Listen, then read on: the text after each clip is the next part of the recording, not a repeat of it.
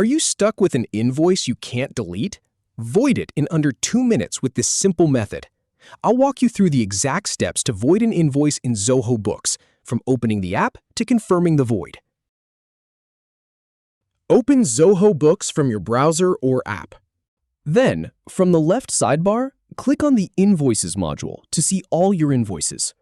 Now, find and select the invoice you want to cancel. Click on the three-dot menu at the end of that invoice row. From the drop-down, choose Void. A dialog will appear. Type in the reason for voiding the invoice. Then click the Void It button to confirm. Once done, you'll see the invoice status has been updated to Voided. That's it. Your invoice is canceled. If you have any feedback or if any info is inaccurate, please leave a comment below. We'll do our best to answer or redo the video if needed. Thanks for watching.